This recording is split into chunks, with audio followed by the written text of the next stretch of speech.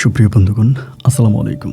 দূরে কাছে দেশে অথবা দেশে বাইরে থেকে প্রাণপ্রিয় বন্ধুরা ঠিক এই মুহূর্তে যে যেখান থেকে বাস্তব জীবনের গল্প শোনার জন্য আমার সাথে জয়েন করেছেন আমি আপন।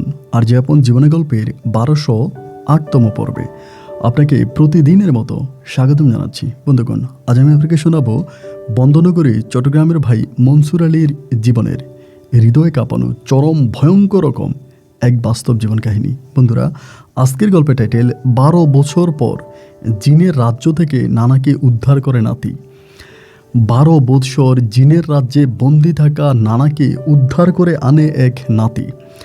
এই গল্পটা চট্টগ্রামেরই প্রত্যন্ত এলাকার আজ থেকে প্রায় 50 বৎসর আগের একটা বাস্তব জীবনের গল্প। যিনি মনসুর আলী, তিনার অনেক বয়স হয়েছে এবং তিনিও মৃত্যুর শয্যায় একজন মানুষ জীবনের শেষ বয়সে এসে দাঁড়িয়েছে। এবং ওনার এই গল্পটা এতটাই চমৎকার, আমার কাছে মনে হয় যে গল্পটা আপনি যদি শোনেন মনে হবে আপনি গল্প শুনতে শুনতে আপনি নিজেই জিনের রাজ্য থেকে ঘুরে এসেছেন। স্মৃতিতে ধরে রাখার মতো এক ভয়ঙ্কর রকম ভালোবাসা মুখর বাস্তব জীবন কাহিনী। আমি আশা করব চট্টগ্রামের ভাই মনসুর আলীর জীবনের বাস্তব গল্পটা আপনারা প্রত্যেকে আমার মুখে শুনবেন এবং মনসুর আলী ভাইকে আপনার মতো করে একটা মন্তব্য কমেন্ট বক্সে লিখবেন। ধন্যবাদ সবাইকে। সুপ্রিয় বন্ধুগণ, আসসালামু আলাইকুম। আমার নাম মোহাম্মদ মনসুর আলী, আমার বাড়ি বন্দনগরী, চট্টগ্রাম। বন্ধুরা, আমি আমার জীবনের গল্পটা শুরু করার শুরুতে আপনাদেরকে আমার পরিবারের বিষয়ে জানিয়ে রাখি। আমার পরিবারে আমি আছি, আমার বাবা আছে, মা আছে, রয়েছে আমার দাদা দাদি সহ আমার কাকা ফুফি। আমাদের পরিবারে আরও সদস্য রয়েছে আমার বড় 4 জন বোন সহ বড় 2 জন ভাই। আমরা টোটাল 3 ভাই 4 বোন। আমাদের পরিবারটা চট্টগ্রাম শহর থেকে অনেক দূরে সবুজ শ্যামলে গড়া কোনো এক ছোট্ট এক মায়াবী গ্রামে এক উচ্চ মধ্যবিত্ত পরিবার। আমার বাবা পেশায় একজন কৃষক। আমি আমার গল্পটা শুরু করার শুরুতে আপনাদেরকে কিছু কথা বলে রাখি। সেটা হচ্ছে আমার গল্পটা আজ থেকে প্রায় 50 বছর আগের। সুতরাং আমার গল্পের মাঝে এমন কিছু কথাবার্তা হতে পারে যেগুলো বর্তমান সময়ের সাথে মিল হবে না। আপনারা পুরনো স্মৃতি মনে করলে বা পুরনো দিনের কথা মনে পড়লে আমার গল্পটার সাথে অনেক ভালো মিল পাবেন। সেই সময়টাতে মানুষের ঘরবাড়ি খুব বেশি ছিল না, ছিল মানুষের ফাঁকা ঘরবাড়ি। মানুষের ছিল না এত বিদ্বেষ, ছিল না হিংসা মারামারি, একে অপরের প্রতি ছিল অগান্ত ভালোবাসা। একজনের ঘরে রান্না করতো, 3 জনে মিলে খাইতো। একজনের জমিতে 3 জনে মিলে কাজ করতো। ধরেন আমরা একজনে আজকে হচ্ছে আপনার জমিতে ধান লাগাবো, তো ওই ধান গাছ লাগানোর জন্য পুরো বাড়ির মানুষ একসাথে একজনের কাজ করে দিত, মানে আমার কাজ করে দিবে। এরপরে কালকে আরেকজনের ধান লাগবে, এরপরে আমরা সবাই মিলে ওই লোকের কাজটা করে দিতাম। এরকম হতো যে এক বাড়িতে রান্না করলে আমরা 3 বাড়ির মানুষরা মিলে ও বাড়ি খাবার খাইতাম। মানে পরস্পরের প্রতি এক অন্যরকম ভালোবাসা ছিল। জমি নিয়ে ছিল না কোপাকুপি মারামারি, এরকম কোনো কিছুই ছিল না। স্মৃতিতে সেই দিনগুলোর কথা এখনও মনে হলে চোখে পানি ঝরে। এখনও যখন দেখি যে 1 হাত জমি নিয়ে, 1 বিঘত জমি নিয়ে ভাইয়ে মারামারি করে এক ভাই আরেক ভাইকে মাথা ফাটিয়ে দেয়, এক ভাই আরেক ভাইকে কবর দেশের বাসিন্দা বানিয়ে দেয়। থানার মধ্যে ফাইলের উপর ফাইল জমে থাকে শুধুমাত্র জায়গার সম্পত্তি সংক্রান্ত মামলা দিয়ে। অথচ আমার কাছে মনে হয় যে এরকমও হয়েছে, আমাদের জমির উপর দিয়ে কোনো এক লোক হেঁটে গেছে, ওনাকে জমিটা দিয়ে দিলাম যে আপনি আমার জমির উপর দিয়ে হেঁটে গেলেন কেন, আজকে থেকে এই জমি আপনি চাষাবাদ করবেন। গরু পালন করতে পারতাম না, নিজের গরু অন্যকে এমনি দিয়ে দিতাম, নেন এই গরুটা আপনি পালেন, এটা দুধ দিলে আপনি খাইয়েন, মানে এরকম করেই দিয়ে দিতাম। মানে নিজেরা ব্যবহার করতে পারতাম না, এরকম একটা অবস্থা ছিল জীবনে। সেই সময়তে কখনো চিন্তা করি না যে জায়গা নিয়ে একজন আরেকজনকে মেরে ফেলতে পারে, কিংবা রাতের বেলায় গরু চুরি হতে পারে। এই জিনিসগুলো আমার মাথায় ছিল না। আমাদের গরুগুলো সবসময় মাঠের মাঝেই পড়ে থাকতো, মাঠে খাইতো, মাঠেই ঘুরে বেড়াতো। কখনো শুনি নাই যে কারো গরু চুরি হয়েছে, কারো গরু হারিয়ে গেছে। শুনেছি চলে গেছে, কিন্তু চুরি হয়েছে এটা খুব কমই শুনেছি। আমার শৈশবের দিনগুলো খুব মুখর থাকে। আমি একটা একান্নবর্তী পরিবারে বড় হই এবং এরকম করে আস্তে আস্তে বড় হতে হতে আমি পরিবারের সবার ছোট ছিলাম। আমার ভাইদের মাঝে এবং বোনদের মাঝে সবাই ছোট ছিলাম এবং ছোট থাকার কারণে আমি খুব বেশি দুষ্টুমি করতাম। প্রতিদিনে আমার নামে আমার বাড়িতে 2-1টা করে বিচার দরবার আসতোই এবং আমাকে নিয়ে আমার বাবা মা খুব বেশি রাগান্বিত হয়ে যায়। এভাবে আমার নামে প্রতিদিন বিচার আসে। আমি একদিন না একদিন ঝামেলা করি, কারো না কারোর সাথে মারামারি করি বা এরকমভাবে দুষ্টুমি করতেছি। একটা পর আমার মা সিদ্ধান্ত নিল আমাকে আমার নানু বাড়িতে পাঠিয়ে দিবে। তো এরকম করে আমার ছোটোবেলায় মা আমাকে আমার নানু বাড়িতে পাঠিয়ে দেয়। তো আমার নানু বাড়ির মধ্যে আমার মামারা আছে, আমার খালারা আছে, আমার নানা আছে, নানি আছে।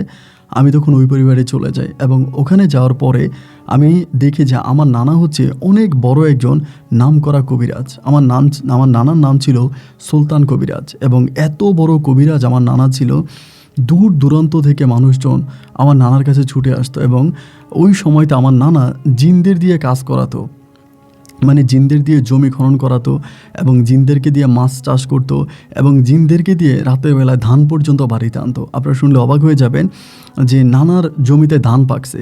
তা সকালে ঘুম থেকে উঠে দেখতাম যে সব ধানগুলো উঠানের মধ্যে। তাই নানারে জিজ্ঞেস করতাম, ও নানা, ধান কাটলো কে, আনলো কে? নানা বলে, জিনেরা রাতের বেলায় কেটে তারপরে নিয়ে আসছে।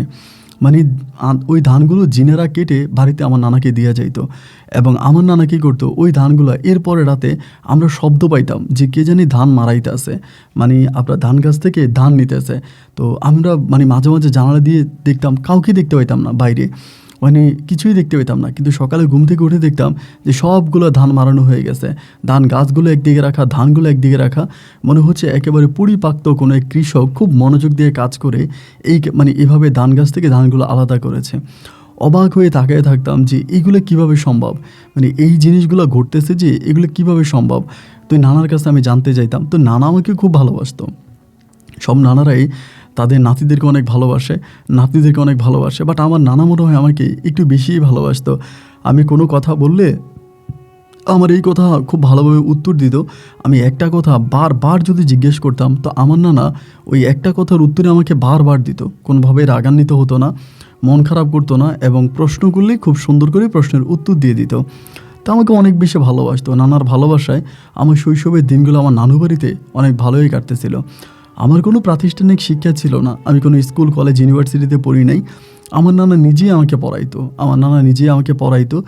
এবং আমি নানার কাছেই পড়তাম। নানা পড়াইতো আমাকে, আমি নানার কাছেই পড়তাম। এরকম করতে করতে আমি আমার নানার কাছে বড় হই। নানার কাছে বড় হই তো রাতের বেলায় দেখতাম কি জানেন, নানার বাড়িতে অনেক মানুষ আসতো। আমার নানা এক এক দিন আপনার মানে এরকমও হইতো যে মানে আপনার 100-150 জিনদেরকে একসাথে আমার নানা পড়াইতো রাতের বেলায়। কোরআন শরীফ কোরআন পড়াইতো রাতের বেলায়। আমরা শুনতাম যে মানে মনে হয় যেন হাজার হাজার মানুষ একসাথে কোরআন পড়তেছে। কিন্তু আমরা যদি দেখতাম উঠানের মধ্যে নানা একাই বসে আছে, এবং নানার সামনে যে জিনগুলো বসে থাকতো এদেরকে আমরা কখনোই দেখতাম না, বাট বোঝা যেত যে অনেক মানুষ বসে আছে। তারা অনেক সময় শব্দ করতো, একসাথে পড়তো, বা আল্লাহর নাম নিত, জিকির করতো। এগুলো আমরা অলওয়েজই শুনতে পাইতাম। এমন করতে করতে আমি নানার বাড়িতে প্রায় অনেকটাই বড় হয়ে যাই। তো বড় হয়ে যাওয়ার পরে মোটামুটি বড় হওয়ার পরে আমার মা তখন অলওয়েজ হচ্ছে আমার নানা তখন আমার বাবা তখন অলওয়েজ আমার মাকে বলে যে আমার ছোট ছেলে কেন তার নানার বাড়িতে পড়ে থাকবে, তুমি যাও, ওকে তুমি বাড়িতে নিয়ে আসো, ওর নানার বাড়িতে থাকার প্রয়োজন নাই, ও কেন নানার বাড়িতে থাকবে। তো আমার মা বলতো যে থাকুক না, সমস্যা কি, ও তো বাড়িতে আসলেই দুষ্টমি করে, বাড়িতে আসলেই শয়তানি করে, কাউকে মানে না, কারো কোনো কথা শোনে না। তাই নানার বাড়িতে থাকলে যদি ওইখানে ভালো থাকে তাহলে ভালো থাকুক। আমার আব্বা বলতেছে না, ওইখানে ভালো থাকবে কেন আমার ছেলে, ওরে নিয়ে আসো। আমার তখন 12 থেকে 14 বছর বয়স, 14 কি 15 বছর বয়স এরকমই হবে। তা ওই বয়সে আমার বাবা তখন কী করলো, আমাকে নিয়ে আসলো আমার নানু বাড়ি থেকে। এটা যুদ্ধেরও আগের কথা। তাই আমার নানু বাড়ি থেকে আমাকে নিয়ে আসলো, এবং নানু বাড়ি থেকে নিয়ে আসার পরে আমি তখন আমার বাড়িতেই থাকতে শুরু করি। আমার বাড়িতে থাকতাম, এবং এরকম করতে আমি মোটামুটি প্রায় অনেকটাই বড় হয়ে যাই, অনেক বেশি বড় হয়ে যায়। এবং ওই মুহূর্তে হলো কি, আপনার স্বাধীনতার যুদ্ধ শুরু হলো, এবং যুদ্ধের ওই বছরটা খুব ভয়ঙ্করভাবে আমার কাটে। আমার এই কথাগুলো মনে হলে এখনও অনেক ভয় লাগে। যুদ্ধের বয়সে আমাদের এরিয়াতে সবচেয়ে বেশি ঝামেলা হয় যুদ্ধের সময়। পাকিস্তানি পাক হানাদার বাহিনীরা অনেক ঝামেলা করে, অনেক মানুষকে উঠিয়ে নিয়ে যায়, অনেক মানুষকে মেরে ফেলে, অনেক ঝামেলা হয়। তো যুদ্ধের সময় আমার নানাও খুব বেশি একটা কবিরাজের কাজ করতো না, ঘরের মধ্যেই থাকতো, এবং আমরাও তখন ঘরের মধ্যেই থাকতাম। এরকম করে যুদ্ধ শেষ হয়ে গেল, এবং যুদ্ধ শেষ হওয়ার পরে আমি তখন ওই যে মানুষে যে একটা মানে ডিস্টেন্স, একটা দূরত্ব তৈরি হয়ে গেছে। যুদ্ধের সময় কেউ কারো বাড়িতে যাইতো না, এবং অনেকেই মারা গেছে। তো এরকম করে পারস্পরিক বাড়িতে আসে। এরকম যুদ্ধের মুহূর্তে হলো কি, আমাদের বাড়ির মধ্যেই একটা মেয়ে আসছিল, নাম হচ্ছে মরিয়ম। এই মেয়েটা ছিল হিন্দু একটা মেয়ে, এবং হিন্দু একটা মেয়ের বাপ মাই কী করছে, যুদ্ধের সময় মেয়েটারে একটা পরিবারে দিয়ে গেছে, মানে একটা পরিবারের মধ্যে দিয়ে গেছে। দিয়ে যাওয়ার পরে মেয়ের বাপ মা চলে গেছে ইন্ডিয়াতে। তো এই মেয়ের বাপ মা আসে নাই, না আসার পরে এই যুদ্ধের সময় মেয়েটাকে ওই পরিবারে রেখে দেয় তারা, এবং তাদের নিজের মেয়ে হিসেবে রেখে দেয়। এবং মেয়েটা যখন মোটামুটি যুবতী হয় তখন তারা মেয়েটাকে মুসলিম বানিয়ে ফেলে, মেয়েটাকে মুসলমান বানায়, এবং মুসলমান বানালে পরে এই মেয়েটা ওই ফ্যামিলির মধ্যেই থাকে। তো মেয়েটা যেহেতু ওই পরিবারে থাকে এবং হিন্দু থেকে মুসলিম হয়, আমার এই মেয়েটাকে অনেক ভালো লাগতো। মাঝে মাঝে ওই বাড়িতে যাইতাম, মেয়েটার সাথে গপগুজব করতাম, কথাবার্তা বলতাম। এবং তাদের বাড়ি ছিল চট্টগ্রাম থেকে অনেক দূরে, মানে অনেক দূরে একটা জায়গায়, ওইখানে বাড়ি ছিল এবং তারা ছিল হিন্দু ফ্যামিলি। তো ওই মেয়েটার মুখে আমি হিন্দুদের কথাবার্তা শুনতাম, আমার কাছে ভালো লাগতো। এইভাবে মেয়েটার কাছে যাইতাম আসতাম। তা মেয়েটা যে পরিবারে থাকে ওই পরিবার থেকেই একটা ছেলের সাথে এই মেয়ের মানে বিয়ের কথাবার্তা চলতেছে। আর মেয়েটা দেখতেও ভাই অনেক রূপসী ছিল, অনেক সুন্দরী ছিল, মানে একেবারে যেমনই লম্বা ফর্সা, স্বাস্থ্য ভালো ছিল, মানে দেখার মতো একটা মেয়ে ছিল। তা যেই পরিবারে মেয়েটাকে তারা দিয়ে যায়, তার মেয়ের বাবা মা ওই পরিবারের একটা ছেলের সাথে মেয়ের বিয়ের কথাবার্তা চলতেছে। কিন্তু আমার এই মেয়েটাকে অসম্ভব রকমের ভালো লেগে যায়।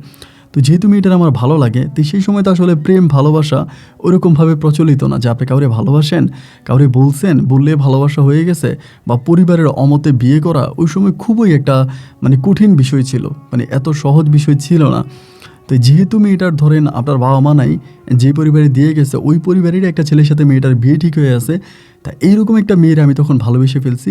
এখন আমি তো বুঝতে পারতেছি না যে এই মেয়েরে আমি কিভাবে আমার নিজের করে নিব বা কীভাবে তারে বিয়ে করব। কোনোভাবেই মানে আমার প্রতি যদি মানে আমার একটা চিন্তা ভাবনা হচ্ছে, যেহেতু মেয়ের বাবা নাই, মা নাই, কেউই নাই, আমাদের গ্রামেই থাকে, এই মেয়েটা যদি আমাকে পছন্দ করে বা কোনোভাবে মেয়েটা যদি আমাকে বিয়ে করতে চায়, তাহলে তো মেয়েকে আর ওই পরিবারে বিয়ে দিবে না। তো মেয়েটার আকর্ষণ আমার দিকে কিভাবে বাড়ানো যায়, মানে এই মেয়েটার আকর্ষণ আমার দিকে কিভাবে বাড়ানো যায়, আমি তখন এই চেষ্টা করতেছি। মেয়েকে আমার দিকে ফিরানোর জন্য, মেয়ের প্রতি মানে আমার প্রতি মেয়ের আকর্ষণ আনার জন্য আমি বিভিন্নভাবে তখন চেষ্টা করি, বিভিন্ন ওয়েতে চেষ্টা করি। মেয়ের সামনে যাই, মেয়ের সাথে এমনি অমনি কথা বলি। তখন তো আসলে খুব পর্দা করে কথা বলতো, একজন আরেকজনের সামনে খুব একটা আসতোও না, এরকম দূরে থেকেই কথা বলতো। এমন করতে করতে হঠাৎ করে আমার মাথায় একটা আইডিয়া চলে আসছে। আইডিয়াটা হচ্ছে এইটা, আমি চিন্তা করি, আরে আমার নানা হচ্ছে সুলতান কবিরাজ, এবং আমার নানা সুলতান কবিরাজ এত বড় মাপের একজন কবিরাজ, আমার নানা পারে না এরকম কোনো কাজ তো নাই। আমি যেভাবেই পারি আমার নানারে দিয়ে এই মেয়েরে বান মারবো, মানে মরিয়মরে বান মারবো, এবং বান মাইরা আমি মরিয়মরে বিয়ে করব। আমি যদি বান মারি আর মরিয়ম যদি সে আমার জন্য পাগল হয়ে যায়, তাহলে তার আমার কাছে ওর বিয়ে হবে। ওর বাপ নাই, মা নাই, ওই পরিবার তখন আমার কাছেই বিয়ে দেবে, মেয়ে যদি আমাকে চায়। তা এরকম জিনিসটা তখন আমার মনে হলো। মনে হওয়ার পরে, বয়স কিন্তু আমার বেশি না ভাই, ধরেন আপনার 17 বছর হবে ওই সময়টাতে, 16-17। পরে আমি আমার নানার বাড়িতে গেছি। নানার বাড়িতে যাইতাম, তো পড়াশোনা তো না ওই সময়, নানার বাড়িতে যাইতাম। তাই নানার বাড়িতে গিয়ে 2-3 দিন মানে নানার সাথে থাকতেছি। নানার যে কবিরাজখানা আছে, কবিরাজখানার মধ্যে বসতাম এবং বসে নানার সাথে কথাবার্তা বলতাম। নানা জিনদেরকে, তখনও পর্যন্ত আমার নানা ওই জিনদের সাথেই নানার সব কাজকাম, জিনেরা আসতো, ওদের সাথে কথাবার্তা বলতো, মিটিং করতো। এবং যুদ্ধের সময় আমার নানা কিন্তু এই জিন দ্বারা স্বাধীনতা করেছিল, মানে জিন দ্বারা নানা অনেক উপকার করেছে দেশের। একরকম অনেক পাকিস্তানিদের উপরে নানা জিন দিয়ে পর্যন্ত আক্রমণ করছে। এইরকম অনেকেই বলে আমার নানা নাকি জিন মুক্তিযোদ্ধা, এরকম বলতো। কিন্তু আমার নানা কখনো মানে নিজেকে মুক্তিযোদ্ধা দাবি করে নাই। তিনি মুক্তিযুদ্ধ করেছে এরকম কোনো দাবি তিনি কখনোই করে নাই, এবং কোনো রকমের মুক্তিযোদ্ধা সনদের প্রতি আমার নানার কোনো আকর্ষণ ছিল না। যাই হোক, ওই একটা পর্যায়ে তখন হলো কি, নানার বাড়িতে যাওয়ার পরে 2 দিন 3 দিন থাকতেছি।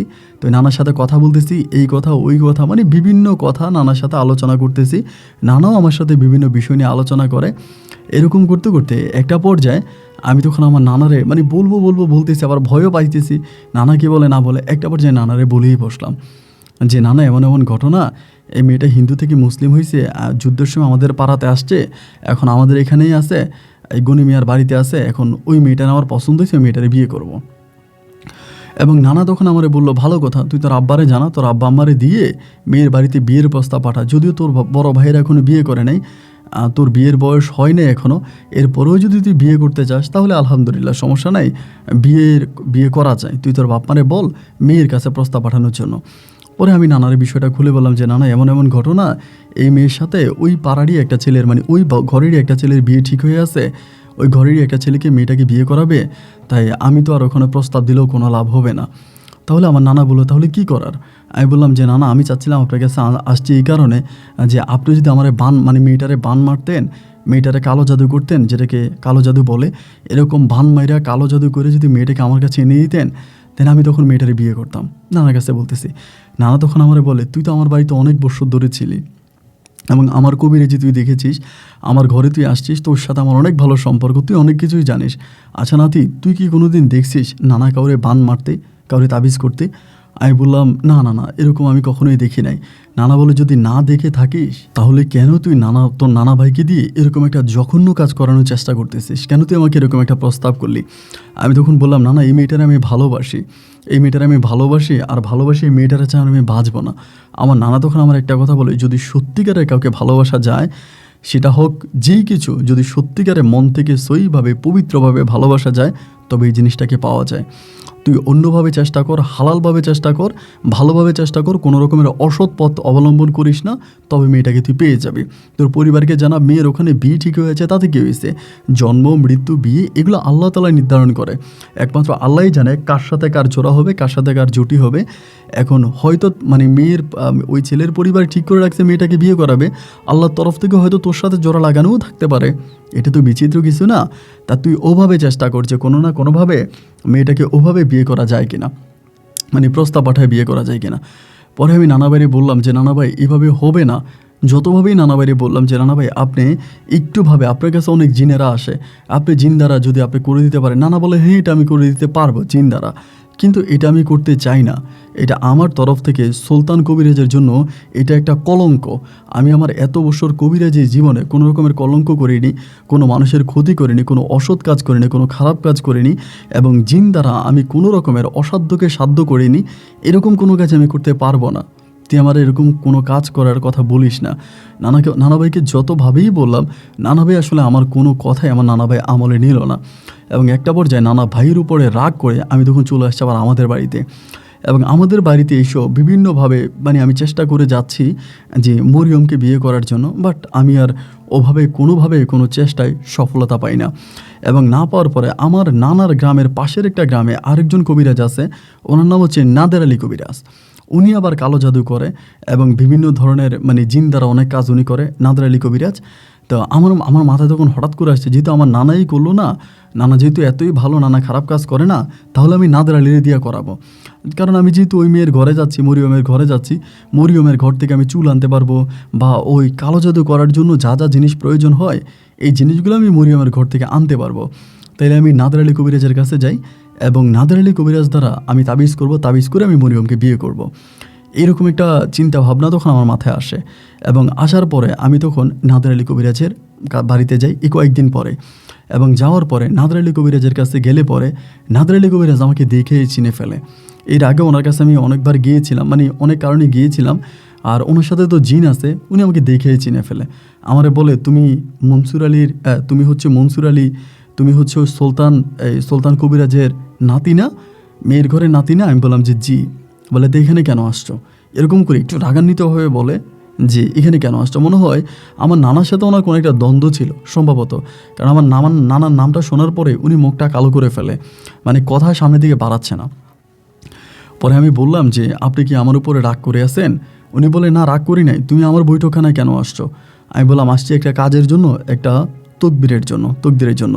পরে আমারে বলে, এটা তুমি কি বলো? তোমার নানা আমার চেয়ে অনেক বড় একজন কবিরাজ, আমার চেয়ে অনেক বড় একজন বুজুর্গ, তারে চিনে না, তারে জানে না, এরকম লোক কি এই এলাকায় আছে নাকি? তুমি এটা কি কথা বলতেছো যে তুমি তোমার নানার কাজের জন্য আমার কাছে আসছো? তুমি তোমার কাজের জন্য আমার কাছে আসছো? তোমার নানাই তো তোমার কাজ সাধন করতে পারে। আমি তখন বলতেছিলাম, হ্যাঁ আপনার কথা ঠিক আছে, আপনার কথার মধ্যে যুক্তি আছে, আপনি ঠিকই বলছেন যে আমার এই কাজ আমার নানা খুব সহজে করতে পারে। আমার নানা সুলতান কবিরাজের জন্য এটা কোনো ব্যাপার না, কিন্তু আমার নানা আমার এই কাজটা করবে না। ওই কবিরাজ, নাদের আলী কবিরাজ তখন আমাকে বলে, তোমার নানা করবে না? কি এমন কাজ যেটা তোমার নানা করবে না, আমার কাছে বলো তো। পরে আমি বললাম যে এই ঘটনা এরকম। পরে উনি বলে, আমি এই ধরনের কাজ করে দিই, স্বামী স্ত্রীর মাঝে মিল মহব্বত না হলে আমি জিন দ্বারা মিল মহব্বত করাই দিই, এবং এরকম অনেক কাজ আমি করাই। কেউ কাউকে ভালোবাসে এবং তারে বিয়ে করতে পারে না, এরকম অনেক কাজ আমি করাই দিছি, আমি তোমারটাও করাই দিব, সমস্যা নাই। কিন্তু দেখি আমি আমার জিনের সাথে কথা বলি, তুমি আগামী দিন আইসো, এটা আমাকে বলে। তবে তুমি যে আমার কাছে আইসো এটা কিন্তু তোমার নানাকে জানাইও না। যদি তোমার নানাকে জানাও তাহলে কিন্তু কাজ হবে না। শুধু তোমার নানাকেই না, তুমি এই কথাটা ভুলেও কারো কাছে বলবা না। তোমার পাড়া প্রতিবেশী, বন্ধু বান্ধব যাদের সাথেই চলাফেরা করো, কারো কাছেই এই বিষয়টা নিয়ে কোনো কথা বলবা না। আমি তখন বললাম যে না, আমি এই বিষয় নিয়ে কারোর সাথেই কোনো কথা বলবো না। আমি তো জানি এটা নিয়ে আলোচনা করতে গেলে এটা আরও খারাপের দিকে যাবে, আর আমার নানা শুনলে তো এটা হিতে বিপরীত হবে, আমি তো জানি। আমি ভুলেও আমার নানার কাছে বিষয় নিয়ে কোনো কথা বলবো না। উনি তখন বলো, আলহামদুলিল্লাহ, যদি না বলে থাকো তাহলে এটা তোমার জন্যও ভালো, ওই মেয়েটার জন্যও ভালো। তো আমি এদিন চলে আসলাম এবং এরপরের দিন আমি আবারও ওই নাদের আলী কবিরাজের বাড়িতে গেলাম। এবং যাওয়ার পরে ওই সময় কিন্তু সাইকেলও নাই, মানে একটা সাইকেল কিন্তু ওই সময় বিশাল বিষয়। দেখা যায় পুরো গ্রামে 2 থেকে 3টা সাইকেল থাকতো। আমরা এখন ধরেন ঘরে ঘরে মোটর সাইকেল, আবার এরকম হয় যে কোনো ঘরে 2টা 3টাও মোটর সাইকেল আছে, কিন্তু ওই সময় একটা সাইকেল কেনাটা অনেক মানে অসাধ্য ব্যাপার ছিল আর কি। তো এরপর আমি আবার পায়ে হাইটা হাইটা ওই নাদের আলী কবিরাজের বাড়িতে যাই। যাওয়ার পরে উনি আমারে বলে, আমি গতকালকে জিনের সাথে কথা বলেছি, এই কাজটা জিন করতে পারবে না। আমি বললাম কেন করতে পারবে না? বলে এই কাজটা যদি জিনে করে তাহলে তোমার নানা ওই জিনটার ক্ষতি করবে, আমারে বলে। আমি তখন বললাম যে ওই আমার নানা ওই জিনটার ক্ষতি করবে, কেন ক্ষতি করবে? বলে হ্যাঁ ক্ষতি করবে, আর এই কাজটা যদি করতে হয় তাহলে তোমাকে একটা কাজ করতে হবে, তুমি যদি একটা কাজ করো তবে জিনে তোমার এই কাজটা করে দিবে, তোমার কাছ থেকে কোনো টাকা পয়সা নিবে না। আমি তখন বললাম যে ঠিক আছে, সমস্যা নেই, যে কোনো কাজ করা দরকার আমি করতে রাজি আছি। পরে বলে আচ্ছা ঠিক আছে, তুমি করবা তো? আমি বললাম হ্যাঁ আমি করবো। বলে তাহলেই তুমি মরিয়মকে পেয়ে যাবা। আমি যে ঠিক আছে, কী করতে হবে? উনি তখন করলো কি, আমার হাতে একটা পানির, মানে আপনার ওই যে আমরা ওই সময় বদনা ব্যবহার করতাম, পানির বদনাতে মধ্যে একটু পানি দিল আমারে, এবং পানিটা দিয়ে আমার একটা তাবিজ দিল। বলে একটা তাবিজ পানিটার মধ্যে ফেলো। আমি ফেললাম। বলে তাবিজটা মানে এভাবে পানিতে ধুইলাম। ধোয়ার পরে উনি বলে তাবিজটা তোমার বাম হাতে বাঁধো। আমার বাম হাতের এই জায়গায় আমি তখন তাবিজটা বাঁধি, বাম হাতের এই জায়গার মধ্যে তাবিজটা বাঁধি। এবং তাবিজটা বাঁধার পরে উনি তখন বললো শরীরটা তোমার কেমন লাগতেছে?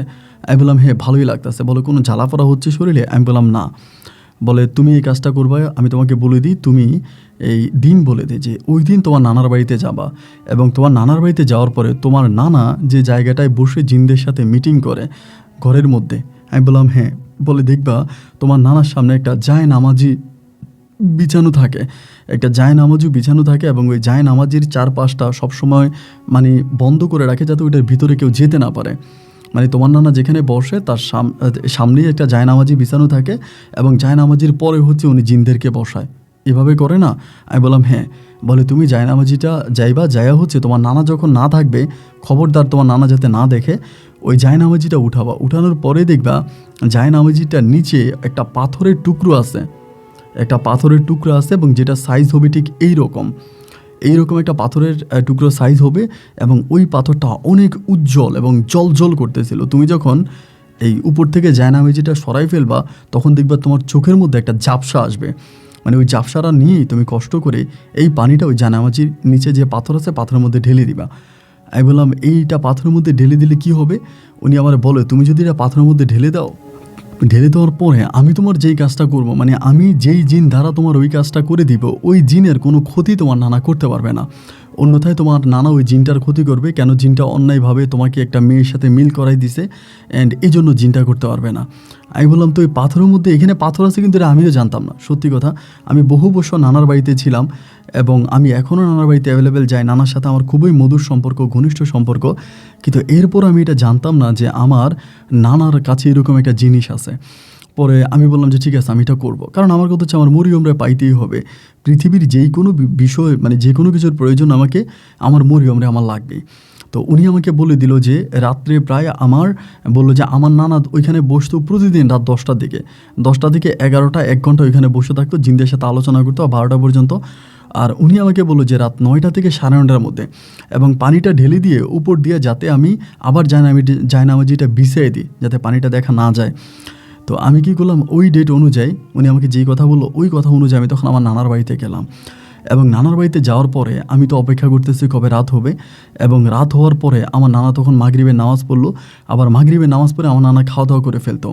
নানার নিয়ম ছিল মাগরিবের নামাজ পড়েই রাতের খাবার শেষ, এবং রাতের খাবার শেষ করে এশার নামাজ পড়বে, এশার নামাজ পড়ে এসে ঘরে কোরআন তেলাওয়াত করবে, এবং কোরআন তেলাওয়াত করে আমার নানা হচ্ছে বৈঠকখানায় যাবে, এখানে জিনদের সাথে আমার নানা কথা বলবে। এটাই আমার নানা প্রতিদিন করতো। তো এরপরে যখন আমি দেখলাম যে নানা খাওয়া খেয়ে ফেলছে এবং এশার নামাজ পড়ে আসছে, এবং ওই মুহূর্তে আমার নানা কোরআন নিয়ে বসছে ঘরের মধ্যে, যে ঘরে নানা ঘুমাইতো ওই ঘরেই। তো ওই ঘরেও নানা কোরআন নিয়ে বসছে, কোরআন পড়তেছে। আমি চিন্তা করছি এটাই সুযোগ। এই সুযোগে আমি তখন করলাম কি ভাই, আস্তে আস্তে করে নানার ওই বৈঠকখানার দিয়ে গেলাম, এবং আমি জানি না আপনি বিশ্বাস করবেন কি না, ওই বৈঠকখানা যাওয়ার পরে আমার নানা যেখানে বসতো ঠিক সামনের জায়গাটার মধ্যেই একটা জায়নামাজি বিছানো ছিল। আমি জায়নামাজিটা কালো টাইপের জায়নামাজি ছিল, জায়নামাজিটা টান দেওয়ার পরে ভাই আমি দেখলাম এটার ভিতরে আপনার তরমুজের মতো একটা, মানে তরমুজের বড় তরমুজের সাইজের মতো একটা আপনার একটা পাথর, এবং পাথরটা এত পরিষ্কার যে আমি ওই জায়নামাজিটা সরানোর পরে পাথরের আলোটা মানে সূর্যের আলোর মতো ঘরে ছড়াই গেছে, এমন একটা অবস্থা। এবং আমি তখনই সাথে সাথে কী করলাম, ওই যে পানিটা ছিল আপনার আমার হাতে পানিটা, ওই পানিটাই পাথরের মধ্যে ঢেলে দিলাম, এবং পানিটা পাথরের মধ্যে ঢালা মাত্রই পাথরের যে আলোটা ছিল এটা মুহূর্তের মধ্যে একেবারে নিভে গেল। মানে এরকম হয়েছে যে ধরেন আপনি মোমবাতি জ্বলতেছে একটা ঘরের মধ্যে, আপনি মোমবাতির মধ্যে পানি ঢেলে দিলে যেরকম ঘরটা অন্ধকার হয়ে যায়, ঠিক আমার কাছে মনে হলো যে আমি এরকম মোমবাতির মধ্যে আগুন দিয়ে দিছি, এবং ঘরটা সাথে সাথে অন্ধকার হয়ে গেছে, এবং পাথরের যে আলোটা ছিল এটা নিভে গেছে। এবং এরপরে আমি তখন এই পাথরের উপরে জায়নামাজিটা বিছাই দিলাম, পাথরের উপর আবার জায়নামাজিটা বিছাই দিলাম, বিছাই দিয়ে আমি চলে আসছি, ঘরে চলে আসছি। আসার পরে নানা কোরআন পড়তেছে, আমি নানিরে বললাম, নানি আমি চলে যাব।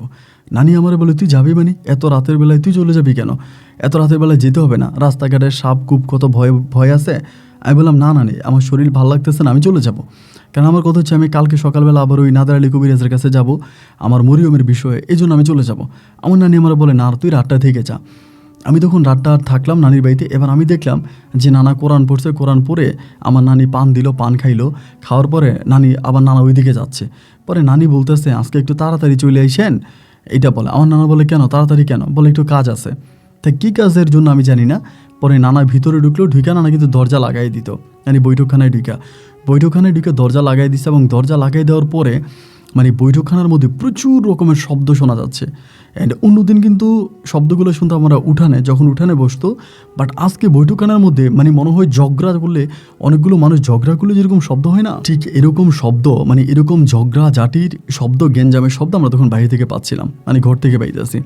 আমার নানি তখন আমার কোঠায় একবার আসে, আমার মানে মামাদের কোঠায় একবার যায়। আমার মামারও আমার নানারা মানা করছে যে এখন আর এসব করার দরকার নাই, আপনি করার যে সময় করার ওই সময় করছেন, এখন আর এগুলো দরকার নেই, এগুলো ছেড়ে দেন। আপনি আল্লাহ বিল্লাহ করেন, নামাজ পড়েন, কোরআন পড়েন, আপনি খাওয়া দাওয়া করেন, আপনার ঘুমান, আপনি এসব কবিরাজি করার দরকার নেই। মানে আমার নানারে মানা করছে, কিন্তু এরপরে আমার নানা কারো কোনো নিষেধ মানে নাই, এবং নিষেধ না মেনে আমার নানা বরাবরের মতো ওইখানে যাইতো, এবং ওইখানে গিয়ে আমার নানা এই ধরনের কার্যক্রমগুলো নানা কন্টিনিউয়াসলি চালাতো। তো এবার নানা ওইখানে গেল, এবং এরকম চিল্লান মানে চিৎকার চেঁচামেচি শব্দ আমরা শুনতে পাচ্ছি বাইরে থেকে। তো একটা পর্যায়ে চিন্তা করতেছি কী ব্যাপার, এরকম চিৎকারের শব্দ আসতেছে কেন? আমি একবার ভাবতেছি যাব। পরে নানি আমারে বলতেছে, না যাওয়ার দরকার নাই, আগে আমরা দেখি কি হয়। তো রাত্র প্রায় তখন মধ্যরাত পেরিয়ে গেছে। মধ্যরাত পেরিয়ে যাওয়ার পরে আস্তে আস্তে আস্তে আস্তে করে সাউন্ডটা কমতেছে। ঘরের মধ্যে যে মানুষের একটা ঝগড়া জাটির একটা সাউন্ড ছিল, এরকম একটা চিৎকার চেঁচামেচি শব্দ ছিল, এইটা আস্তে আস্তে করে ভাই কমে যাচ্ছে। যখন আস্তে আস্তে করে কমতেছে, আমার নানি বলতেছে, ঝামেলা তো মনে হয় শেষ হয়ে গেছে, তোর নানা আসতেছে না কেন? নানি আমারে বলে। আমি বললাম, নানা কেন আসতেছে না এটা আমি কেমনে বলবো, আমি তো জানি না। নানা আসে না কেন? নানা তো চলে আসার কথা। আমার নানি বলে, কেন আসে না? আসতেছে না কেন? এতক্ষণ হয়ে গেল এখনও আসে না। আচ্ছা যাই একটু দেখতো, আমার নানি আমারে বলে। এবং নানি যখন আমার এটা বলে, আমি তখন গিয়ে দেখি যে ঘরের দরজা লাগানো, ভিতর থেকে দরজাটা লাগানো, ওই টিনের দরজা ছিল। আমি তখন দরজা ধাক্কাইতে আসি, নানারা ডাকতেছি, ও না দরজা খোলো, নানা দরজা খোলো। আমার নানা দরজা খুলতেছে না। অনেকক্ষণ ধাক্কাধাক্কি করতেছি। আমার নানি তখন বুঝছে যে নানা দরজা খোলে না। নানি তখন আসছে, আইসা নানি নিচেও ডাকতেছে, এই দরজা খোলেন না কেন? আপনি দরজা কেন লাগাই আসছেন? দরজা খোলেন। কয়েকটা ডাক দিছে, আমার নানা দরজা খোলে না। এবার আমার নানি গিয়ে আমার মামাদেরকে ডাক দিছে। ডাক দেওয়ার পরে ইনারা আসছে অনেকে, আইসা তখন দরজা ধাক্কাইয়া ভাঙলো, এবং দরজা ধাক্কাইয়া ভাঙিয়া ভিতরে ঢুকে দেখতে পায় যে ভিতরে কেউ নাই।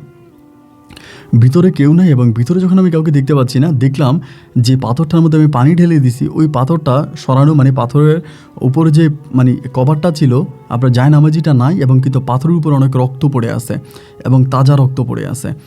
এগুলো দেখার পরে আমার নানিও দিছে চিৎকার, আমার মামারও দিছে চিৎকার, এবং তাদের চিৎকার চেঁচামেচি শুনে তখন আশেপাশে থেকে মানুষ আসছে। আসার পরে আমার নানারে আর খুঁজে পাওয়া যাচ্ছে না। কিরে নানা কই চলে গেল? রাতের বেলায় সবাই মিলে নানারে খুঁজতেছে, নানারে আর পাওয়া যাচ্ছে না। আমরা সারাটা রাত আমার নানা চিন্তায়, তখন তো নানা চিন্তায় পাগল হয়ে যেতেছি। আর আমার ওই মরিয়ম, নাদার আলী কবিরাজ, তাবিজ তুমান, এইসব কিছুই কিন্তু আর আমার মনে নাই। আমি তখন আমার নানার জন্য কান্না করতেছি। আমার নানা কিন্তু আমার অসম্ভব রকমের ভালোবাসতো। আমি নানার জন্য কান্না করি, কিরে নানা কোথায় হারিয়ে গেল, নানা কোথায় চলে গেল, নানা নাই নাই নাই নাই, নানারে আর পাই না।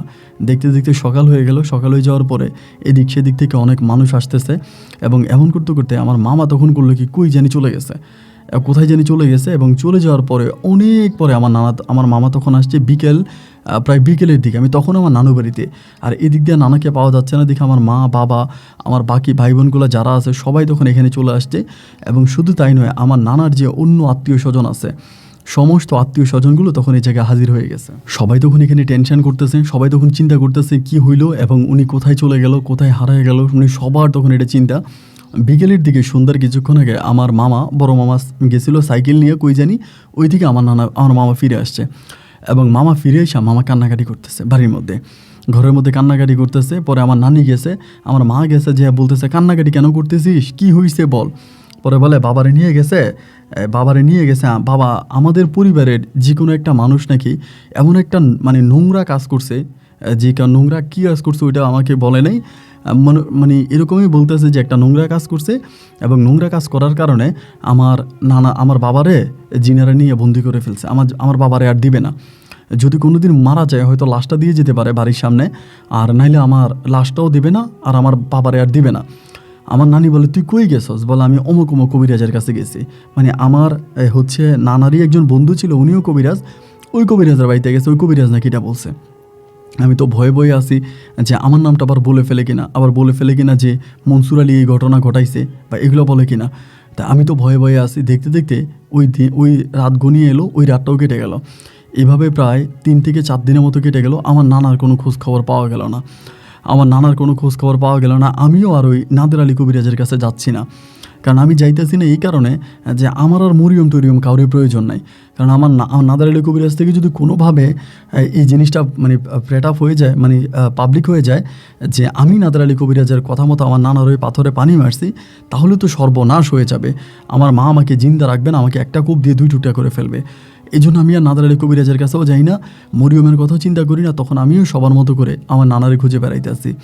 সময় যত সামনের দিকে যাচ্ছে আমার নানার স্মৃতিগুলো আমাকে তখন পাগল বানাই তুলতেছে। আমার নানার সাথে কাটানো মুহূর্তগুলো, নানার কোলে আমি মাথা রেখে ঘুমাইতাম, নানা আমার চুল হাতায় দিত, আমাকে দেবদেবীর গল্প শোনাইতো এবং আমাকে অনেক বাস্তবে বলতে আমি চোখ বন্ধ করে আমাকে অনেক জিনদেরকে দেখাইছে, ভালো জিনের দল দেখাইছে, মানে অনেক ভালোবাসতো আমাকে। এই নানা এভাবে হারিয়ে গেল, আমি তখন আর নিঃশ্বাস নিতে পারি না ভাই, পাগলের মতো হয়ে গেলাম। প্রচুর কান্নাকাটি করি, মানে সবার কাছে কান্নাকাটি করি, যে আসে তার কাছেই কান্নাকাটি করি। আমার নানা বাইরে খুঁজা দাও, আমার নানা বাইরে আইনা দাও, আমার নানা ভাই কই গেল, আমার নানা ভাই কোথায় গেল, মানে পাগলের মতো হয়ে যায়। সবাই বুঝায় টুনায়। এমন করতে করতে আমি এইখানে ওইখানে বিভিন্ন জায়গায় গিয়ে গোপনে গোপনে বসে থাকি, নীরবে বসে থাকি এবং শুধু চিন্তা করতেছি যে কেমনি আমার নানারে পাওয়া যায়, আমার নানার আমি কীভাবে পাবো, এটাই শুধু চিন্তা করতেছি, আর কিছু না। এই করতে করতে আমার নানার বাড়ির পিছনের একটা জায়গা আছে, এটা আমার নানু বাড়ির মধ্যেই, নানু বাড়ির পিছনে ওইখানে একটা জায়গা আছে, এটা দখলি জায়গা বলে, মানে সবাই দখলি জায়গা বলে। এবং নানা ভাই সবারই সবসময় বলতো যে এই দখলি জায়গার মধ্যে তোমরা কেউ যাইও না, এই দখলি জায়গার মধ্যে খারাপ জিনেরা থাকে। তো সন্ধ্যার দিকে বা মাগরিবের সময় কিংবা হচ্ছে ফজরের আগে অথবা দিনের কোনো সময় ওই দখলি জায়গাটার মধ্যে যাইও না। এটা একটা গোসলা ক্ষেতের মতো ছিল, মানে অনেক বড় একটা আপনার ওই যে একটু বন জঙ্গলের টাইপেরই ছিল।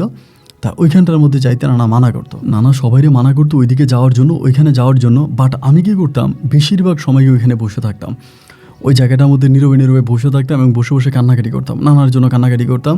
যেহেতু নানারে জিনেরা নিয়ে গেছে, এটা যেহেতু দখলি জায়গা, ওইখানে তো জিনেরা থাকে, তো জিনেরা সম্ভবত আমার নানাকে আমার কাছে আবার ফিরিয়ে দিতে পারে, মানে এটা আমার বিশ্বাস যে জিনেরা সম্ভবত আমার নানাকে আবার আমার কাছে ফিরিয়ে দিবে।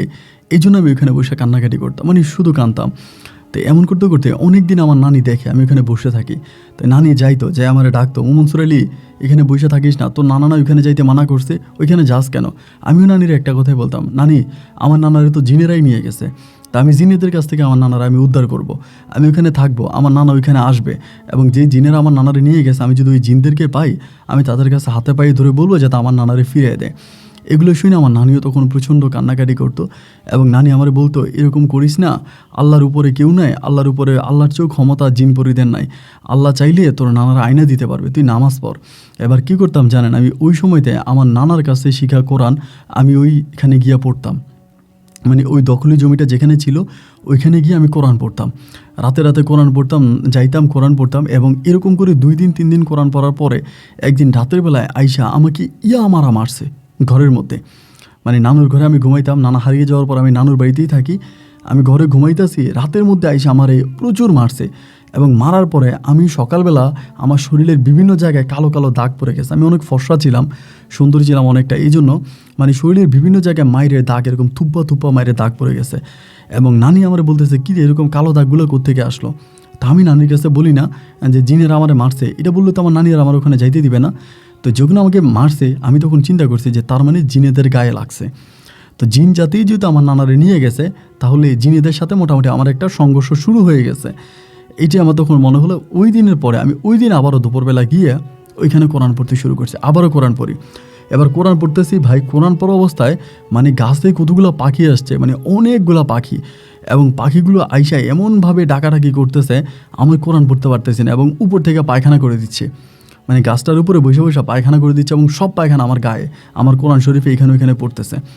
এবার আমি করলাম কি, ওই জায়গাটার মধ্যে আপনার উপরে একটা প্লাস্টিক দিলাম, মানে উপরে একটা প্লাস্টিক দিয়ে আমি তখন নিচে বৈশাখ তাও কোরআন পড়তেছি। মানে আমি কোরআন পড়া বন্ধ করি না, এনে আমি কোরআন পড়ি। এবার আমি যেদিন ওইখানে কোরআন পড়তে যাই আমি ওখানে প্রচণ্ড রকমের বাতাস পাই, মানে এত বাতাস যে আমারই মানে প্লাস্টিক সব উড়াই নিয়ে যাবে এরকম একটা বাতাস।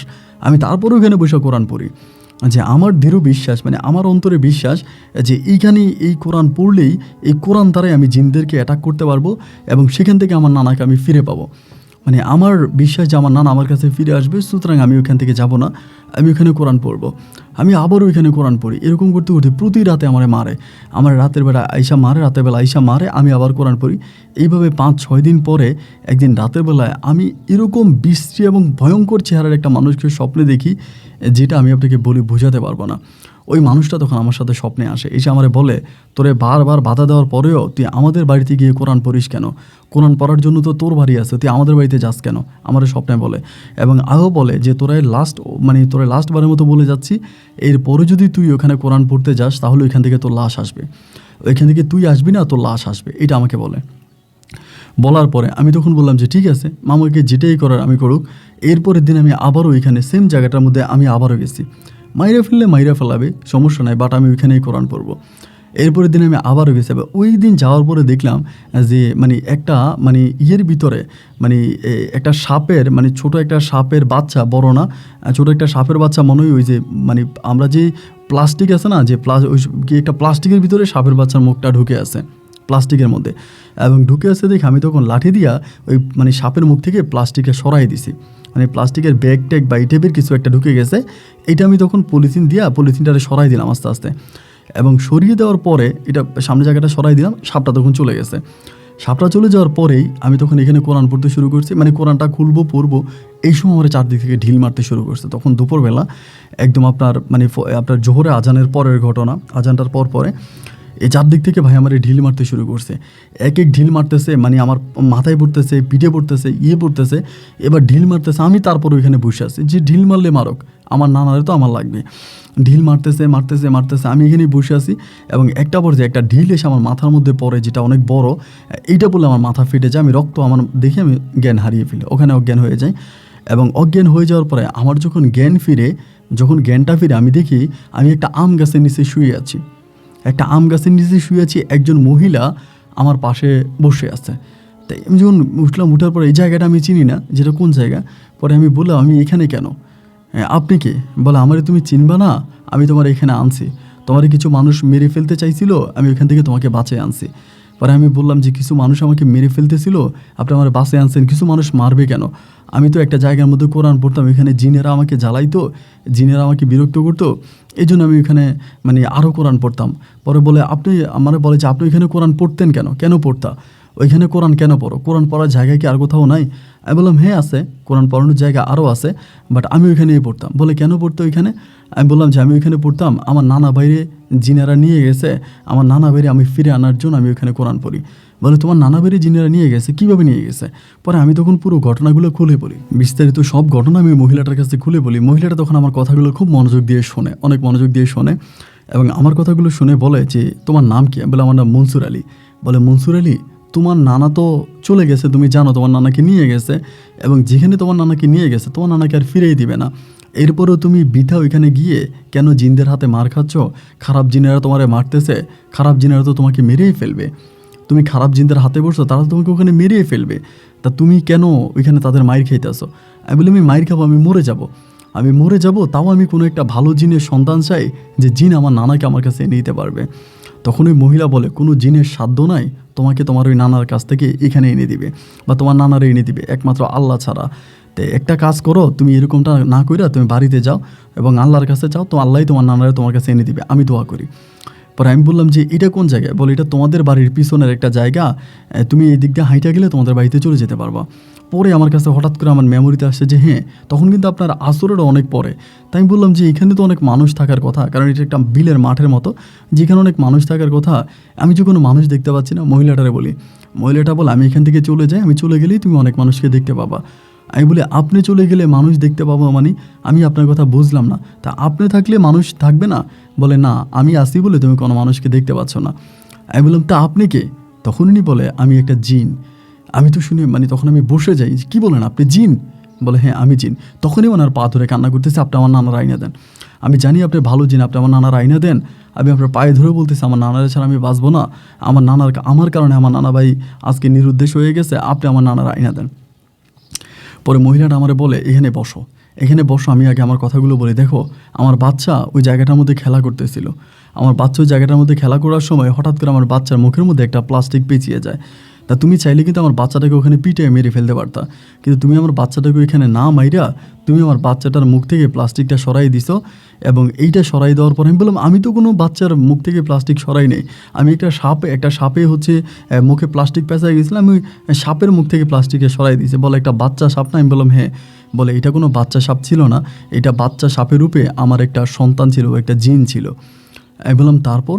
বলে তারপরে এখান থেকে সরাই দিছে, পরে বাচ্চাটা আমার কাছে চলে আসছে, এবং আসার পরে অনেকক্ষণ ধরে আমি বাচ্চাটাকে খুঁজতেছি, ওরে আমি পাই না।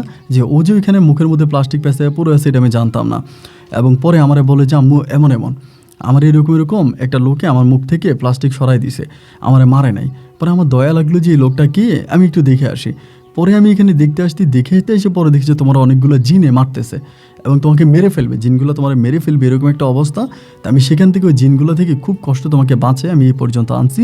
তা তুমি এখন তোমার বাড়িতে চলে যাও, আমি তোমার রক্তও বন্ধ করাই দিছি, আমি তোমার মুখের চিকিৎসা করে দিছি, তুমি বাড়িতে যাও। আমি বললাম আমি তো বাড়িতে যাব না, আপনি যেহেতু আমার এত উপকারে করছেন, আমার আপনি রক্ষাই করছেন, আমার আপনি জিনের হাত থেকে বাঁচাইছেন, তাহলে একমাত্র আপনি আমার নানারা আমার কাছে আইনা দিতে পারবেন। আপনি আমার নানারা আমার কাছে আইনা দেন, এরপরে আপনি যা বলবেন আমি আপনার সব কথা শুনবো, আপনি যেটা বলবেন, আপনি যা বলবেন আমি সব শুনবো, কিন্তু আপনি আমার নানারা আমার কাছে এনে দেন। ওই মহিলা তখনও আমাকে একই কথা বলতেছে, আমি তোমার নানাকে তোমার কাছে এনে দিতে পারবো না, আমি তোমার নানাকে তোমার কাছে এনে দিতে পারবো না, আসলে আমার দ্বারা এটা সম্ভব না। আমি বললাম আমার নানা কোথায় আছে, আপনি তো এটা জানেন। পরে বলো আচ্ছা ঠিক আছে তুমি একটু থাকো, এরপরে 1 মিনিটের মতো থাকো। মহিলাটা 1 মিনিট ওখানে চুপ করে বসে থাকে, এবং এই যে এরকম হতে হতে কিন্তু চারদিকে আস্তে আস্তে সূর্য ডুবে যাচ্ছে, সন্ধ্যা হয়ে যাচ্ছে। এবার একটা পর যে আমারে বলতেছে হ্যাঁ তোমার নানা কোথায় আছে আমি এটা জানি। আমি বললাম কই আছে? বলে তোমার নানা একটা জঙ্গলে আছে, একটা বিশাল জঙ্গলের মধ্যে জিনেরা তোমার নানাকে ছেড়ে দিছে, এবং ওই জঙ্গল থেকে তোমার নানা বের হইতে পারবে না। আমি বলি তা আপনি ওই জঙ্গল থেকে আমার নানাকে এনে দেন, আপনি তো জানেনই কোথায় আছে। উনি বলে দেখো আমি জানি কোথায় আছে, কিন্তু আমার সাধ্য নাই আমি ওইখান থেকে তাকে ফিরিয়ে আনার। তোমাকে আমি বুঝিয়ে বলি, ধরো তোমার কোনো একটা লোক কোনো অপরাধ করছে, অপরাধ করে সে ঢাকার জেলখানায় বন্দি বা কোনো একটা জেলখানায় বন্দি, তা তুমি কি তারে নিয়ে আসতে পারবা জেলখানা থেকে? আমি বললাম যে না, আমাকে তো আইনি প্রক্রিয়ায় যেতে হবে। বলে হ্যাঁ ঠিক একইভাবে তোমার নানাকে আমি ওইখান থেকে আনতে পারবো না, এটা আমার ক্ষমতা নাই, তোমার নানার যে অপরাধ সে অপরাধের শাস্তি পাচ্ছে। পরে আমি বলি মহিলা বলতেছে যে, আমি বললাম যে তাইলে কি আমি আমার নানার একটু দেখতে পাবো? উনি বলে হ্যাঁ তুমি দেখতে পাবা। পরে আমি বললাম যে কেমনে? পরে উনি আমার মুখের মধ্যে হাত দেয়, হাত দিলে পরে আমি দেখি যে আমার নানা একটা বিশাল জঙ্গলের মধ্যে বসে আছে, এবং বসে বসে ওখানে কলা বিভিন্ন ধরনের ফল খাইতে আছে। পরে হাতটা সরানোর পরে আমি বললাম আমি নানারে দেখছি, নানা অমুক জায়গার মধ্যে আছে, আমি দেখছি। পরে আমার বলে আচ্ছা ঠিক আছে তাহলে আমি এখন চলে যাই। আমি বললাম যে না, আমি আপনি যাই না। বলে মাগরিবের আজান দিলে পরে আমি আর এখানে থাকতে পারবো না। আমি বললাম দেখেন মাগরিবের আজান দিলে পরে আপনার সাথে আমার কথা শেষ হয় নাই, আপনি যদি চলে যান তাহলে কিন্তু আমি আপনার বাচ্চারা বাঁচাইছি, আপনি কিন্তু আমার কোনো উপকার করলেন না। বলে উপকার তো করলাম, জিনের হাত থেকে তোমাকে বাঁচান। আমি বললাম যে না, এই বাঁচানি না, আপনি আমার নানারে আমার কাছে আইনে দিবেন। এমন করতে করতে মাগরিবের আজানটা দিয়ে দেয়, এবং আজানটা দিলে ছাদ করে উনি আমার এখান থেকে চলে যায়, মানে হঠাৎ করে ওনার আর দেখি না। আজানটা চারদিকে হইতে আছে, আজানটা শুনতেছে এবং আজানটা শেষ হওয়ার কিছুক্ষণ পরে এইটা আবারও আসছে আমার কাছে। আয়সা আমারে বলতেছে, এবার মানে ওই রূপেই আসছে। আয়সা বলতেছে, তুমি নামাজ পড়বা না? আমারে বলে। আমি বলে, আমি নামাজ পড়বো? আমার নানারে কি আপনি আইনে দিতে পারবেন? বলে আমারে বলে, দেখো আজান দিছে, আমি এখান থেকে চলে গেছি, আমি আমারই আরেকটা বান্ধবীর সাথে আলোচনা করে আসছি। আমার বান্ধবীটা আমারে বলছে আমি পারবো না, তবে আমার ওই বান্ধবীটা পারবে, তোমার নানার কাছে দিয়ে আসতে পারবে এবং সেখান থেকে তোমাকে আবার ফিরে আনা যাবে না। এখন কি তুমি পৃথিবীতে থাকতে চাও, না তোমার নানার কাছে গিয়ে তোমার নানার কাছে থাকতে চাও? আমি বললাম, আমি গিয়ে আমার নানারে নিয়ে আসবো। বলে না, তোমার নানার কাছে গেলে তুমি আর ওখান থেকে আসতে পারবা না, তুমি ওখান থেকে আসতে পারো না। আমি কি ওখান থেকে আসার কি কোনো উপায় নেই? বলে হ্যাঁ, একটা উপায় আছে। আমার বান্ধবী আমারে বলল যে তুমি যদি ওই জঙ্গলের মধ্যে কোনো ভালো কাজ করতে পারো, কোনো একটা ভালো কাজ, সেটা যে কোনো হতে পারে, যে কোনো একটা ভালো কাজের বিনিময়ে আল্লাহ হয়তো মাফ করে দিয়ে তোমাদেরকে ওখান থেকে নিয়ে আসতে পারে। এটা হতে পারে, এছাড়া আর কোনো পথ আমার কাছে খোলা নাই বা এটাই। আমি তখন বলি, ঠিক আছে, তাহলে আপনি আমাকে আমার নানার কাছে নিয়ে যান। বলে, তুমি যাইবা তোমার নানার কাছে? আমি বললাম যে যাবো। বলে, ঠিক আছে, তাহলে এই জায়গাটার মধ্যে তুমি ঠিক আজকে রাত্রে 12টা বাজবে, যখন রাত 12টা বাজবে তখন তুমি রেডি হয়ে এই জায়গাতে আইসো, আমি আমার বান্ধবীরে নিয়ে তোমার ওইখানে দিয়ে আসবো। এবং তুমি কিন্তু এখানে যে যাচ্ছ তুমি এটা কারো কাছে বইলো না, বা আমি যে তোমাকে নিয়ে দিয়ে আসবো এটাও তুমি কাউকে বইলো না। আমি বললাম আচ্ছা ঠিক আছে। পরে আমি আসছি, ঘরের মধ্যে আসছি, উনি চলে গেল। পরে ঘরে আসছি, আসার পর আমার নানি তো বলে, আমার মানে নানি বলে, কিরে তোর কী হয়েছে, তোর এরকম মাথা টাথা ফুলা কেন? আমি বললাম, না নানি কিছু না। নানি আমারে বলে, তোর কি শরীর খারাপ? তা তুই কোরআন পড়তে গেলে তোর কোরআন শরীফ কই? আমি বললাম, জানি না আমার কোরআন শরীফ কই। নানি আমার বলে, তুই খাবার খাইতে আয়, সারা রাত দুপুরেও খাস নাই, এখন খাইবি না? আমি বললাম, নানি আমি খাবো না, আমার পেটে খিদা নাই, আমার ভাল লাগতেছে না, তুমি আমার বিরক্ত করো না। এরপরে গিয়ে ঘরের মধ্যে শুয়ে পড়লাম। শুয়ে শুয়ে চিন্তা করতেছি যে কি করা যায়। এরপরে রাত্রে তখন সময় হলো, ওই সময় কাছাকাছি আসলো, আমি তখন ব্যাগের মধ্যে কাপড় চোপড় ঢুকাইতেছি, ব্যাগে কাপড় ঢুকাইতেছি যে আমি চলে যাব, ওইরকম একটা অবস্থা। এবং ব্যাগে কাপড় টাপড় ঢুকাইতেছি এবং ব্যাগে কাপড় চোপড় ঢুকাইয়া আমি যখন বের হবো, ওই মুহূর্তে আমার নানি আমার সামনে। নানি আমারে বলে, তুই ব্যাগ ট্যাগ নিয়ে কই যাস? আমি তখন নানিরে বলছি, নানি আমি বাড়িতে চলে যাই। বলে, তারা বাড়িতে যাবে ভালো কথা, কিন্তু এত রাত্রে কেন? আমি বললাম, নানি আমার ভালো লাগতেছে না, আমার মায়ের জন্য খারাপ লাগতেছে, আমি মায়ের কাছে চলে যাব। আমার নানি আমার বলে, এতদিন পর্যন্ত তোর মায়ের জন্য তোর খারাপ লাগলো না, এখন তোর মায়ের জন্য তোর খারাপ লাগতেছে? এটা তুই কী কথা বলতেছিস? এখন যাইতে হবে না, তুই ঘরে যা। আমি বললাম, নানি আমি চলে যাব। আমার নানি বলে, তুই ঘরে যা। পরে আমি বললাম যে ঠিক আছে, আমি একটু বাইরে থেকে হাঁটে আসি। নানি বলে, না বাইরে থেকেও হাঁটতে হবে না, বাইরে থেকেও হাঁটার প্রয়োজন নাই, তুই ঘরে যা, আমি তোর জন্য খাবার নিয়ে আসতেছি, তুই খাবার খাবি। এই কথা বলে আমি ঘরে ঢুকছি এবং এই মুহূর্তে আমার নানি করলো কি, বাইরে দিয়ে গেছে, বাইরের দিকে গেছে, বাইরে বলতে পাকঘরে গেছে খাবার আনার জন্য, এবং পাকঘরে দিয়ে গেছে। আর এই মুহূর্তে আমি তখন ব্যাগটা নিয়ে, ব্যাগটা ঘরের মধ্যে রেখে আমি তখন দৌড় দিয়ে বাইরে গেছি ঘর থেকে, এবং বাইরে দৌড়তে ওইখানে চলে গেছি, ওই জায়গাটার মধ্যে। এবং যাওয়ার পর দেখি যে ওইখানে কেউ নেই।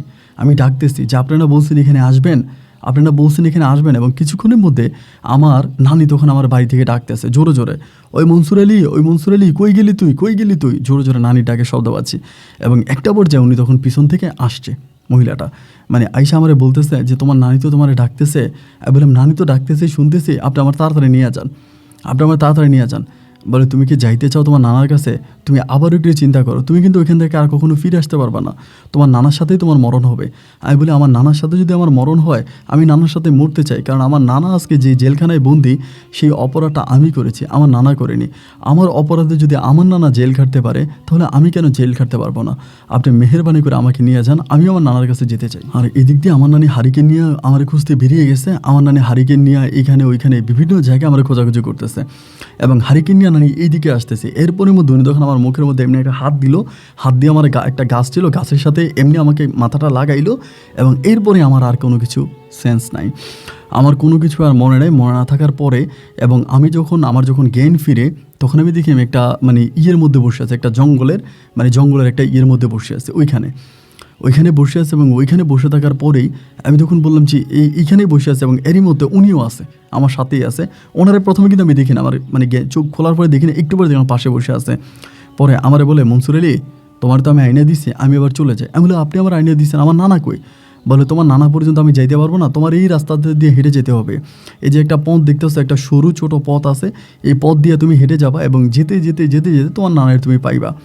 আমি বললাম এইরকম একটা চিকন রাস্তা দিয়ে আমি যাব, মানে দুই পাশে কিন্তু ঘন জঙ্গল, মানে জঙ্গলের মাঝে মানুষ হাঁটার জন্য যে ছোটোখাটো মানে রাস্তা হয় না, যেগুলো জঙ্গলের মধ্যে থাকে কিন্তু একটু হাঁটার মতো দেখা যায়, তা বলে এই রাস্তা দিয়ে তুমি যাইতে থাকবা, ওইটা দিয়ে যেতে যেতে সামনে গেলেই তুমি তোমার নানার ঘর পাইবা এবং সেটা অনেক দূর, তোমাকে হাঁটতে হবে। তাই আমি বললাম আমি খাবো কি? উনি তখন আমার হাতে কিছু ফল ফ্রুট দেয়, আপনার কলা, তারপরে এরকম কিছু ফল দেয় একটা ব্যাগের মধ্যে, বলে এগুলো খাইও, আর সামনে গেলে তুমি অনেক ফলের পাইবা, অনেক গাছগাছালি পাইবা, ওইখান থেকে ফল খাইতে পারবা। আমি বললাম তাহলে কি আপনি চলে যাবেন? বলে হ্যাঁ আমি চলে যাব, আমি এখানে বেশিক্ষণ থাকতে পারবো না, এটা আমাদের এরিয়া না, এখানে বেশিক্ষণ থাকলে আমার সমস্যা হবে। আমি বললাম আপনার বান্ধবী কই? বলে তোমার জ্ঞান ফিরে আসার আগে আমার বান্ধবী চলে গেছে। আচ্ছা ঠিক আছে আমি যাই, শুধু এটাই বললো, আচ্ছা ঠিক আছে আমি যাই। এরপরে আর আমি ওনারে দেখলাম না, উনি চলে গেছে। এবার আমি তখন এই রাস্তা দিয়ে হাঁটতেছি, মানে আমার কাছে মনে হলো যে ওইখানে আপনার মানে অনেক ঠান্ডা, মানে আমি যখন মানে ছিলাম আমার নানু বাড়িতে তখন কিন্তু প্রচণ্ড গরম পড়তেছিল, এত গরম শরীর পুড়ে যাওয়ার মতো, বাট ওইখানে যাওয়ার পরে দেখলাম একদম ঠান্ডা, মানে একদম শীতল একটা জায়গা। ওই দিক দিয়ে হাঁটতেছি ভাই, হাঁটতে হাঁটতে রাত হয়ে গেছে। রাত হয়ে গেল এবং রাত হয়ে যাওয়ার পরে আমি চিন্তা করতেছি এইখানে তো কেউ নাই, এই যে আমার রাত হয়ে গেল, আমার বাপ নাই, মা নাই, কেউ নাই, আমি মানে ওই জঙ্গলের মধ্যে আমার নানারে ডাকতেছি জোরে জোরে, ও নানা জোরে ডাকতেছি না। এবার জঙ্গলের মধ্যে আমি তখন বসে কান্না করতেছি, কি করবো, আমি তো আর কাউরে চিনি না, এখানে তো কেউ নাই। এবার চাঁদ উঠছে, মানে চাঁদের আলো কিন্তু আছে, সূর্যের পরে চাঁদ উঠলো, প্রখর আলো চাঁদের, এই চাঁদের আলোর মধ্যে আমি বসে আছি এবং ওইখানে বসে থাকতে আমি একটা সময় ঘুমিয়ে গেছি, ক্লান্ত শরীর নিয়ে ঘুমিয়ে গেছি। ঘুম থেকে উঠে দেখি যে সূর্য উঠতেছে এবং আমার হাতে হচ্ছে এই ফলগুলো তখনও ছিল, মানে ফলের ব্যাগটা, এই ফলের ব্যাগটা হাতে নিয়ে আমি আবারও হাঁটতে অনেক দূর পর্যন্ত আসছি, দুপুর হয়ে গেছে।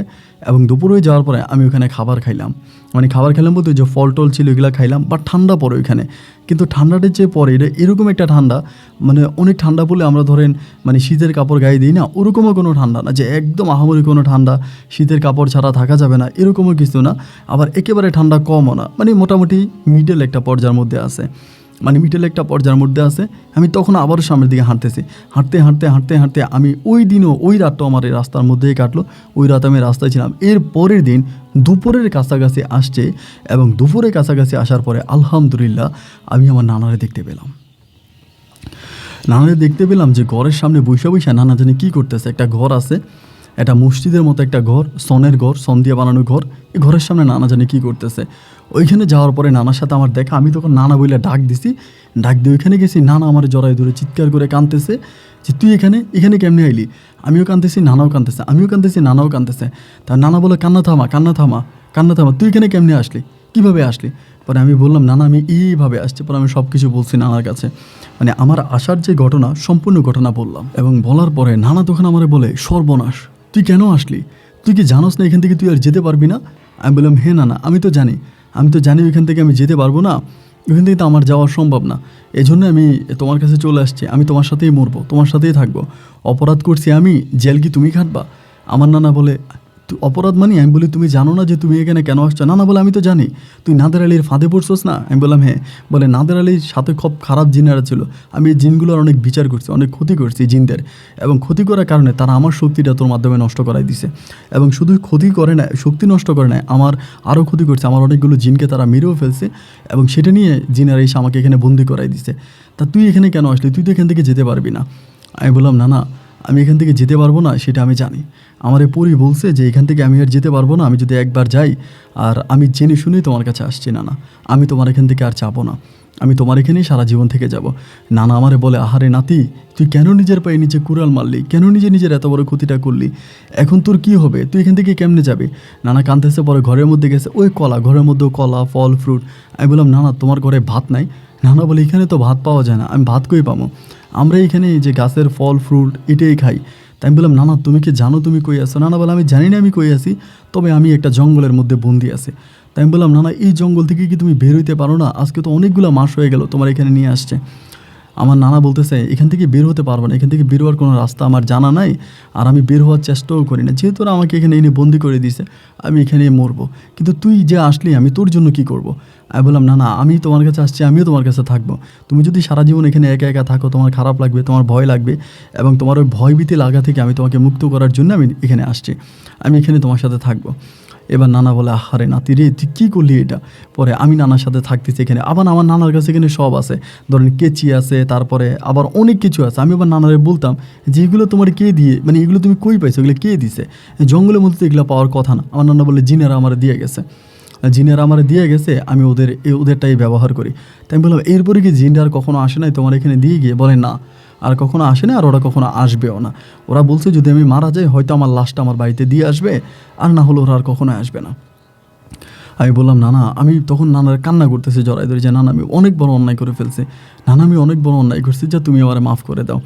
এরকম নানা বলতেছে, আচ্ছা ঠিক আছে, সমস্যা নাই, তুই যে আসলি, আচ্ছা থাকতে। আমি নানার সাথে থাকতেছি, একদম সকালবেলা আমরা ওইখানে কোনো ঘড়ি নাই, কোনো সময় নাই, সূর্যের দিকে তাকাতাম, এবং সূর্যের দিকে তাকায় আমরা তখন নামাজ পড়তাম, ফজর পড়তাম। আমার নানা সামনে দাঁড়াইতো, আমি পিছনে দাঁড়াইতাম, আমার নানা নামাজ পড়তাম, আমি নানার সাথে থাকতাম। এবং ওইখানে পানিরও ব্যবস্থা ছিল, ঝর্ণা ছিল, আপনার প্রচুর পরিমাণের ফল ফ্রুট। কিন্তু একটা জিনিস কি, ওইখানে কোনো আমি বন্য প্রাণী দেখি নাই। এটা হচ্ছে বড় কথা, কারণ অন্য সময় হয় না যে বনের মধ্যে বাঁদর থাকে, সাপ থাকে, বিভিন্ন ধরনের বন্য প্রাণী টানি অনেক কিছুই থাকে, বাট ওইখানের মধ্যে আমি কোনো প্রাণী দেখি নাই, কোনো বন্য প্রাণী নাই, কোনো কিছুই নাই। একেবারে ইয়ের মতো একটা জায়গা, একদম নিশ্চুপ নীরব একটা জায়গা, কোনো বন্য প্রাণী নেই, কোনো কিছুই নেই। বাট শুধু ফল আছে, গাছে গাছে ফল ধরে আছে, আপেল ধরে আছে, কমলা ধরে আছে, এরপর আঙুর ধরে আছে, যে গাছগুলো আমি জীবনে কখনোই আমার জীবন দশায় দেখি নাই। আমার নানা আমারে দেখাইলো যে দেখ, এটা আঙ্গুর, এখানে আঙ্গুর ধরে আছে, তা আঙ্গুর খাবি? তাই বললাম, খাবো। বলে, নে গাছ থেকে নে। তা গাছ থেকে নিয়ে আঙ্গুর খাইতাম, আপেল খাইতাম, কমলা খাইতাম, এইভাবে নানার সাথে ঘুরতাম। কত দিন, কত সপ্তাহ, কত মাস, কত বছর কেটে যায়, তার কোনো হিসাব আমার নাই। কারণ এই জায়গাটার মধ্যে তো কোনো ক্যালেন্ডার ছিল না যে আমি সময় দেখব, আমি কতক্ষণ এখানে আসি, কত ঘন্টা আসি, এটা আমি সময়ের মধ্যে দেখব বা ক্যালেন্ডার দেখবো। তো ক্যালেন্ডার তো নাই, ওইখানেই পড়ে আসছি, এখানে থাকতেছি, ঘুরতেছি ফিরতেছি। আমার নানা কিন্তু অসুস্থ হয় না। তো একদিন আমি আমার নানারে বললাম, নানা একটা কাজ করি, আমরা এখানেই বসে আছি, এই ঘরেই থাকতেছি, একটা কাজ করি, আমার জিনেরা যেখানে নামাই দিয়ে গেছে, পুরী আমার যেখানে নামাই দিয়ে গেছে, আমরা ওই জায়গাটার দিকে হাঁটতে থাকি, হাঁটতে হাঁটতে আমরা একটা উপায় বা একটা পথ আমরা ঠিকই পাবো, আমরা হাঁটতে থাকি। আমার নানার আমি বলতেছি, নানা আমারে বলে যে হাঁটতে যে থাকবি, এরপর তো আর এই জায়গাটাও থাকবে না। আমি বললাম, নানা আমরা তো অনেক দিন ধরে জঙ্গলে আছি, বাট আমরা তো কোনো জঙ্গলে কোনো বন্য প্রাণী দেখি নাই, কোনো সাপ দেখি নাই, কোনো কিছু দেখি নাই।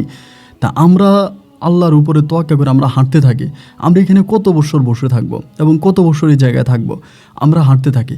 নানা আমারে বলে, তাহলে হাঁটবি? আমি বললাম, হ্যাঁ তাহলে চলো। এবার নানা তার প্রয়োজনীয় জিনিস নিল। আমার নানা বলে, পানি পাবি কই? এখানে তো আমি পানি পাইছি, ঝর্ণা আছে। আমি বললাম, নানা পানির ব্যবস্থা আল্লাহ তাআলা করবে, কোথাও না কোথাও থেকে আমরা পানি নেব, এরপরও তুমি এখান থেকে পানি নাও। পরে আমার নানার পানি রাখার জন্য চামড়ার মতো একটা ছিল, ব্যাগ ছিল, ওই চামড়ার ব্যাগের মধ্যে আমার নানা পানি নিল। নানাও কাঁধে পানি নিল, আমিও কাঁধে পানি নিলাম, শুধু পানিটা নিছে, আর কিছু না। এই পানিটা নিয়ে তখন আমি আর নানা আল্লাহর নামের উপরে তোয়াক্কা করে হাঁটতে শুরু করলাম। নামের উপরে তোয়াক্কা করে হাঁটতে শুরু করলাম। এই হাঁটতেছি, হাইটে যাইতেছি, হাঁটতেছি, কোনোভাবেই রাস্তা শেষ হয় না। দিন হয় রাত হয়, কিন্তু ভাই রাস্তার কোনো কুল কিনারা পাই না, রাস্তা শেষ হয় না। এরকম করতে কত দিন, কত বছর হাঁটছে, হিসাব নাই। পানি পাচ্ছি, কিন্তু এখানে পানি পাই না। আবার সামনে গেলে পানির শব্দ পাই, ঝর্ণা, ছোটো ছোটো ঝর্ণা আছে বা পানি যে পরে ওরকম জায়গা আছে, ওইখানে আবার পানি পাইতাম। ওইখান থেকে আবার পানি নিয়ে আসতাম, পানি নিয়ে এসে আমি নানা আবার ব্যাগে ভরতাম, আবার খাইতাম। এইরকম হাঁটতে অনেকটা হাঁটার পরে হঠাৎ করে আল্লাহর কি হুকুম, একটা বাড়ি দেখতে পাই। আমার নানার যেরকম একটা ঘর ছিল, সেম এরকম একটা ঘর দেখতে পাই। এবং এই ঘরটা দেখে আমি আর নানা তখন দৌড়ে এই ঘরের দিকে আসি, জঙ্গলের দিকে আসি। ঘরের দিকে আসে এবং ঘর দিকে ঢাকার পরে একটা বৃদ্ধ মহিলা ঘর থেকে বেরোয়, বয়স্ক একটা মহিলা। এবার নানা আমারে বলতেছে, আমি নানারে বলছি, নানা এই মহিলাকে? আমার নানাকে আমি তো চিনি না। মানে মহিলাটারে আমি বললাম যে আমরা তো এরকম রাস্তা খুঁজে পাচ্ছি না জঙ্গল থেকে বেরোয়ার জন্য, তা আমরা কি রাস্তা খুঁজে পাবো? মহিলারে বলতেছে। মহিলা বলে, এখন আর পাবেন না আপনারা, তখন কিন্তু বিকেল হয়ে গেছে, বিকেলের কাছাকাছি। বলে, রাতটা আমার বাড়িতে থেকে যান, এরপরে আবার দিনের বেলা হাইটেন। আমি আমার নানারে বলতেছি, ও নানা থাকবো না চলে যাবো? নানা আমার বলে, আমি তো কোনো কিছু বুঝতেছি না, থাকাটা ঠিক হবে নাকি আমরা হাঁটা দূরছে হাইটেই চলে যাব? পরে আমার নানা মহিলার জিজ্ঞেস করে, আর কত দূর হাঁটলে আমরা রাস্তা পাবো? পরে মহিলা বলে, আরও হাঁটতে হবে, মেলা হাঁটতে হবে, এটা বলে। তাই আমি বললাম যে আচ্ছা ঠিক আছে, মেলা যেহেতু হাঁটতে হবে, তাহলে আমরা রাতের বেলা এখানে থাকি। যেহেতু আমরা খাওয়া দাওয়াও করি নাই, খাওয়া দাওয়ারও একটা বিষয় আছে, খাওয়া দাওয়াও করি নাই, তাই ভাবলাম যে ঠিক আছে এখানে খাওয়া দাওয়া করি। মহিলার ওই ইয়ের ভিতরে 3টা রুম আছে, ঘরটার মধ্যে। তাই আমাদেরকে মেহমানের একটা রুম দিল, ওই রুমের ভিতরে আমি আর নানা গেলাম। যাওয়ার পর রাতের বেলা আমাদেরকে খাবার দিল, এবং খাবার দেওয়ার জন্য একটা খুবই রূপসী সুন্দর একটা মেয়ে, মানে খুবই সুন্দর একটা মেয়ে এসে খাবার দিছে। এটা কোন জায়গা আমরা কিন্তু এটাও জানি না, আর জায়গাটার নাম জিজ্ঞেস করলো তারা কিছু বলে না, ওই মহিলাও বলে না, আবার ওই মেয়েটাও বলে না। যদি বলি যে জায়গাটা কোন জায়গা, আমাদেরকে বলে না। তো এই জায়গার মধ্যে খাওয়া দাওয়া করছি, খাওয়া দাওয়া করার পরে আমার তখন ধরেন খাওয়া দাওয়া করছি, রাতে ঘুমাইছি, শুইছি, কিন্তু ঘুম আসতেছে না।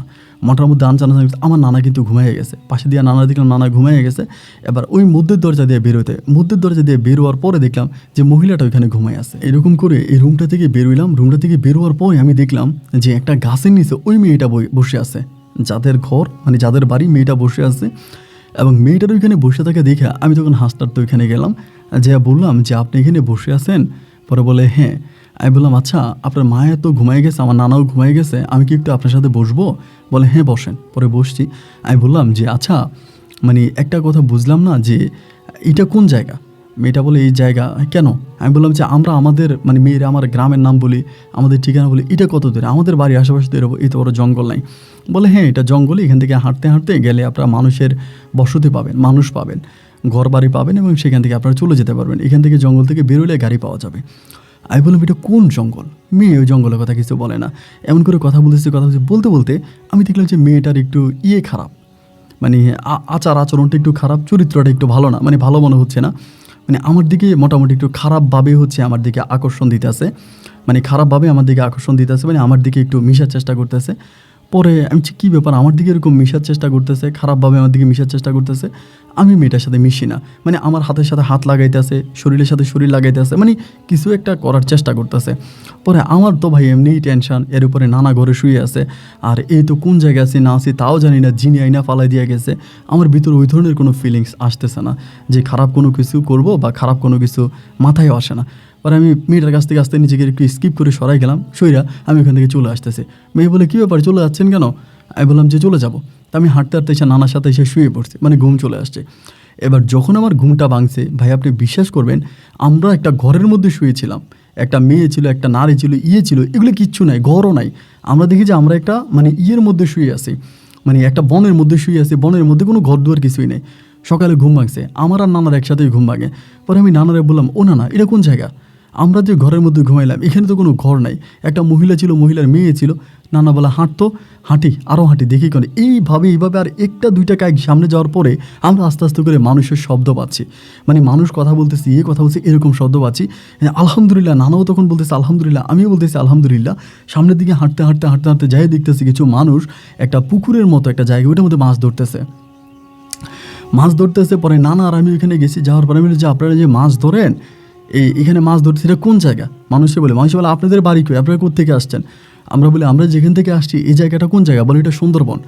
আমি বললাম সুন্দরবন? আমার নানা বলে সুন্দরবন খুলনা? বলে হ্যাঁ, এটা খুলনা। আমি যে খুলনা সুন্দরবন, তা আমার নানা বলে আমরা তো তাহলে চলে আসছি। পরে এখান থেকে আমি আর নানা তখন বেরিয়েছি। বেরোয়ার পরে নানা তখন হচ্ছে 2 রাকাত নফল নামাজ পড়লো, ওই পানিটা যারা মাছ ধরে ওই পানির মধ্যে উজু করে 2 রাকাত নফল নামাজ পড়লো, এবং নফল নামাজ পড়ে ওইখান থেকে আমরা তখন তো আসলে গাড়ি ঘোড়ার এত ব্যবস্থা ছিল না। এরপরও খুলনা থেকে আমাদের চিটং আসতে 2 দিন লাগছে, 2 থেকে 3 দিনের মতো লাগছে। আমরা বাড়িতে আসছি, এই চট্টগ্রামে আসছি, এবং আসার পরে তো আমার নানি মানে আসার পরে জানতে পারি নানি মারা গেছে, এবং আমার বড় মামা মারা গেছে, বড় মামা অ্যাক্সিডেন্ট করে মারা গেছে, নানি রোগে মারা গেছে। এবং তখনই আমি জানতে পারি যে আমি যেদিন বেরোইছি ওই সাল আর এখনকার সাল আমি প্রায় 12 বছর পরে ফিরে আসছি। 12 বছর পরে ফিরে আসছে। এবং এখান থেকে আসার পরে আমার নানা শুধু আমাকে একটা কথা বললো যে এই কথাগুলো কাউকে বলিস না, কারণ এগুলো বললে মানুষের ক্ষতি হয়, এই কথাগুলো কাউকে বলার প্রয়োজন নেই। আমাদের সাথে কি হয়েছে না হয়েছে এগুলো তো অলৌকিক ঘটনা, আর অলৌকিক ঘটনা যতটুকু সম্ভব লুকিয়ে রাখাই ভালো, এগুলো কাউরে বলিস না। তো এরপরে আমি আর এগুলো কাউরে বললাম না। পরে আমি বাড়ি আসছি, বাড়ি আসার পরে আমার মায়ে আমার বিয়ে শাদী করাইলো, আমার সন্তানাদি হইলো, এবং এরপরও নানা অনেক বছর বেঁচে ছিল, কিন্তু নানা এই জিন এগুলোর কাজ আমার নানা করে নাই। এবং একটা পর আমার নানা মারা গেল, আমি বিয়ে করলাম, আমার সন্তানাদি হইল, এবং আমার হচ্ছে 2টা ছেলে হইল, 3টা মেয়ে হইল, 3টা মেয়ের বিয়ে দিলাম, 2টা ছেলের বিয়ে করাইলাম, এবং আমার নাতকুরও বড় হয়েছে, ওদেরও বিয়ের বয়স হয়ে গেছে প্রায়, ওরও বিয়ে শাদী করাবো। আমি এখন জীবনের শেষ পর্যায়ে আছি, আমার ভাই বোন অনেকেই মারা গেছে। তাই আমার এই শেষ পর্যায়ে এসে আমি এই কথাগুলো আমার মনে হয়, আমি এই কথাগুলো আমার নানা মারা যাওয়ার পরে আমার মায়েরই বলছি, আমার আত্মীয় স্বজনদেরকে বলছি, আমার সন্তানদেরকে বলছি, এবং আমার নাতিদেরকে বলি, এরা কেউ এগুলো বিশ্বাস করে না। আমি যখন বলি আমারে বলে কি না না মিথ্যা কথা বলে, বানায় বানায় মিথ্যে কথা বলে, বানায় বানায় মিথ্যে গল্প শোনায়। তা না না মিথ্যা কথা বলো, তা সত্য কথা বলো কেন? তুমি বলো যে তুমি আমাদেরকে মিথ্যা গল্প শোনাইতে আসো, সত্য বলো কেন? তাই আমি কি করব? আমি আমার নাতিদেরকেই বিশ্বাস করাতে পারি না, আমার ছেলেদেরকে বিশ্বাস করাতে পারি না, মেয়েদেরকে বিশ্বাস করাতে পারি না। এবং আজকে আমি আমার গল্পটা আপনার সাথে শেয়ার করলাম। আমার মনে হয় আপনিও বলবেন যে আমি আপনাকে মিথ্যা গল্প শোনাইছি। তবে আমি জানি আর আমার আল্লাহ জানে যে গল্পটা কতটুকু সত্য। আপনি ভালো থাকবেন। আসসালামু আলাইকুম।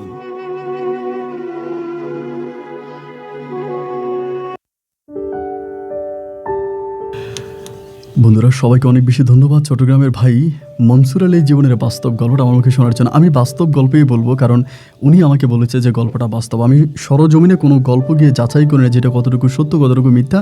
যদি গল্পের মাঝে আমি কোনো এন্টারটেনমেন্ট পাই, কোনো আনন্দ পাই, কোনো ভৌতিক কিছু পাই এবং এই গল্পের মাঝে যদি কোনো শিক্ষণীয় বিষয় থেকে থাকে, তবে আমি গল্পটা রেকর্ড করার চেষ্টা করি। ওনার গল্পটা আমার ভালো লেগেছে এবং ভালো লাগা থেকে আমি গল্পটা রেকর্ড করলাম। এবং উনি যেটা বললো যে ওনার ছেলে মেয়ে, ওনার নাতি বা যারাই আছে, এটা কেউই বিশ্বাস করে না যে তারা কেউই বিশ্বাস করে না যে ওনার এই গল্পটা সত্য বা উনি যা বলেছে সব সত্য বলতেছে। আসলে আমরা কখনো জিনকে দেখি নাই, সুতরাং পৃথিবীতে জিন আছে এটা আমাদের মানতে হবে। জিনেদের বসতি আছে, জিনেরা থাকে, সেটাও আমাদেরকে মানতে হবে। আর এটা যদি আমরা মানি তাহলে মানবো যে মনসুর আলীর জীবনে ঘটে যাওয়া ঘটনাগুলোও সত্য ছিল।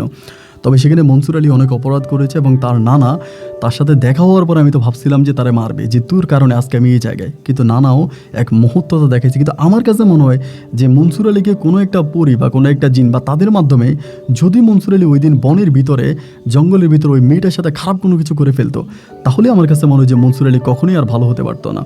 এটা আমার ওপিনিয়ন আর কি। মনসুর আলী কখনোই আর পৃথিবীতে আসতে পারতো না বা তার পরিবারের কাছে ফিরে আসতে পারতো না। তো মনসুর আলী সম্ভবত ওই খারাপ কাজটা না করার কারণেই আল্লাহ তাকে হয়তো তার জমিনে বা তার পরিবারের কাছে ফিরিয়ে দিয়েছে, তার নানা সহ।